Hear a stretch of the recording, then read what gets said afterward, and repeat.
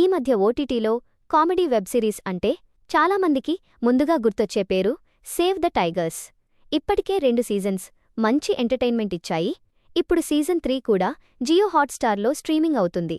మరి ఈసారి టైగర్స్ మళ్ళీ నవ్వించారా లేదా చూద్దాం. స్టోరీ విషయానికి వస్తే గంట రవి, రాహుల్, విక్రమ్ ముగ్గురూ తమ తమ పర్సనల్ లైఫ్ ప్రాబ్లమ్స్తో విసిగిపోతుంటారు. ఈ క్రమంలో వాళ్ల జీవితాల్లోకి ఒక ఫాంటసీ ట్విస్ట్ వస్తుంది. చిత్రగుప్తుడు ఇచ్చిన ఓ డీల్ వల్ల వాళ్ల లైఫ్ ఎలా మారింది, ఆ డీల్ వాళ్లకి ఉపయోగపడిందా లేదా అనేదే ఈ సీజన్ స్టోరీ. నిజం చెప్పాలంటే సేవ్ ద టైగర్స్ అంటే మనం ఎక్స్పెక్ట్ చేసేది కామెడీ. ఆ విషయంలో సీజన్ 3 కూడా నిరాశపరచదు. మొదటి 2 సీజన్స్లో ఉన్న ఫన్ ఈ సీజన్లో కూడా కొనసాగింది. ముఖ్యంగా ఫ్రెండ్స్ మధ్య వచ్చే కన్వర్సేషన్స్, ఫ్యామిలీ సీన్స్ బాగా నవ్విస్తాయి. ఇక ఈసారి ఫాంటసీ ఎలిమెంట్ యాడ్ చేయడం కొత్తగా అనిపించింది. అది కథకి కొంచెం ఫ్రెష్ ఫీల్ తీసుకొచ్చింది. పెర్ఫార్మెన్స్ల విషయానికి వస్తే ప్రియదర్శి, అభినవ్ గోమఠం ఎప్పటిలాగే తమ పాత్రల్లో ఈజీగా చేసేశారు. కానీ ఈ సీజన్లో ఎక్కువగా సర్ప్రైజ్ చేసింది మాత్రం కృష్ణ చైతన్య. తన కామెడీ టైమింగ్, డైలాగ్ డెలివరీ చాలా చోట్ల బాగా వర్కయ్యాయి. ఇక జోర్దార్ సుజాత, పావని గంగిరెడ్డి, దేవ్యాని శర్మ కూడా మంచి సపోర్ట్ ఇచ్చారు. రోహిణి గారి సీన్స్ కూడా బాగానే నవ్విస్తాయి. అయితే ఈ సీజన్లో కొన్ని మైనస్లు కూడా ఉన్నాయి.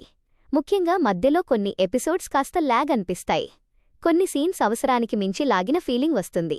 అలాగే బూతు పదాలు, అడల్ట్ జోక్స్ ఈసారి కొంచెం ఎక్కువయ్యాయి.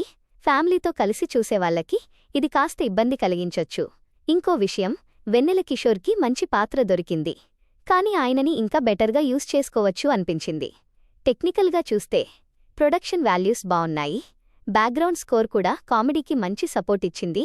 డైరెక్టర్ కూడా ఈ ఫ్రాంచైజ్ స్టైల్ని అలాగే కొనసాగించాడు. ఫైనల్గా చెప్పాలంటే సేవ్ ద టైగర్స్ సీజన్ 3 మొదటి 2 సీజన్స్ చూసి ఎంజాయ్ చేసిన వాళ్ళకి ఖచ్చితంగా నచ్చుతుంది.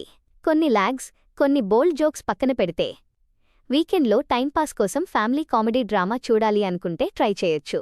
సో ఫైనల్గా చూసుకుంటే సిరీస్ అయితే బావుంది, తప్పకుండా ట్రై చేయండి. మీలో ఎవరైనా ఈ సిరీస్ చూసారా? చూస్తే మీకెలా అనిపించిందో కామెంట్స్లో నాతో షేర్ చేసుకోండి.